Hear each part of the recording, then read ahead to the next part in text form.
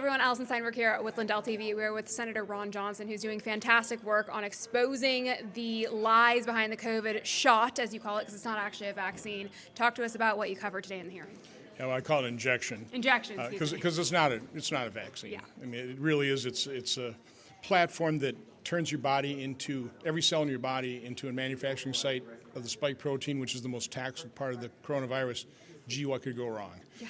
So what we revealed today was the fact that we uncovered in the documents provided us by Bobby Kennedy's Radical Transparency, the fact that Peter Marks, who's head of CBER, was told on March 1st of 2021 that the mathematical algorithm they were using to analyze the VAERS data was going to hide safety signals.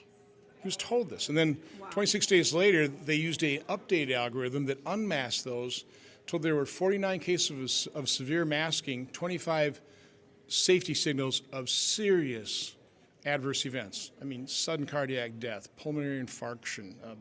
I listed about 10 of the 25. Yeah. And rather than pit a medal on Dr. Anna Sharfsman, on her suit coat, they shunned her aside. They told her to cease and desist. They didn't want to see it. They continued to use the old system, knowing it was masking. Again, as I said, you don't need a sophisticated mathematical model to take a look at what was happening in 2021 as deaths and adverse events exploded. Even on a adverse event or a death per million dose basis, it was 55 times worse than adverse events on deaths on flu vaccines. Yeah.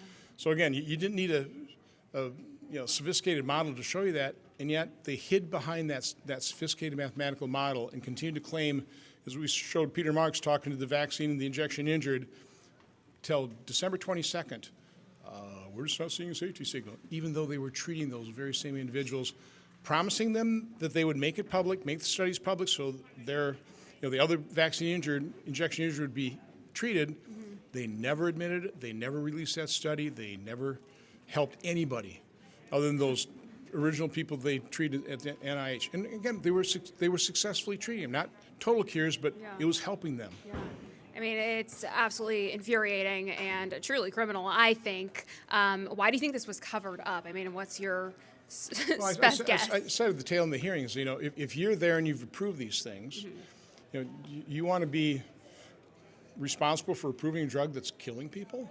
Right. When you push them on the public, when you did videos, say, get that jab, and then later on find out, what I was recommending to people, what I was pushing on people, killed them or permanently disabled them. Mm-hmm. Nobody wants to admit that. Doctors don't want to admit that. Federal health officials don't want to admit that. Media figures don't want to admit that. Yeah. Members of Congress don't want to admit that. So we are in a massive state of denial here.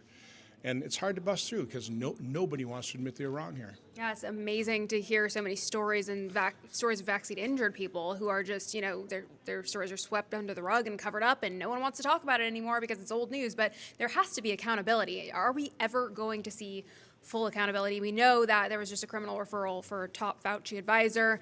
I mean, I think Fauci's next in line here. What do you think? Well, unfortunately, Joe Biden pardoned him. Yeah. So legally, he's out of the woods. But no, really? we need to expose what he did. Yeah. Bobby Kennedy did a great job, and the real Anthony Fauci really showing what an awful human being Fauci is. Yeah. We need to continue that exposure. But no, we've got similar statements to Dr. David Morin's in our report of other CDC officials saying, let's talk about this offline. I mean, paraphrasing, or let's not put these things in an email. Yeah. So they stopped providing their analysis between FDA and CDC because there were FOIA requests. One of those was from me. So, no, we've got a real problem inside these agencies. They understand FOIA. They know when they're kind of skirting, when they're doing something, contrary to the public good. Yeah. So they hide it. So, we are very fortunate that Bobby Kennedy they had to force him to give us these documents, and that enough of them exist to at least start painting the picture. Do you think perhaps, an essential next step would be to invalidate the auto pen pardon for Fauci so that he can be prosecuted? Well, I'm not a lawyer, so I don't know what kind of legal maneuvering, but accountability starts with exposure. Yeah. That's the first thing. Fauci wants a legacy of the guy who ended the pandemic. That should not be his legacy. Yeah. And then you said your next hearing is going to likely include victims of the COVID injection, vaccine-injured people. Well, yeah, I mean, kind of late breaking is where I found out we had these, recordings of their Zoom meetings with Peter Marks, and so we had this treasure trove, and we just had a fraction of them. Yeah. Well, the number of times he was saying, "Oh, we don't see a safety signal." I mean, think of that. He knew full well. Yeah. He is talking to people that are severely. I mean, you have to read Dree Bresson's book, Worth a Shot. I mean, you hear the agony she went through for years. Mm-hmm. She looks pretty in that video, but I mean, she had agonizing disabilities. Read it.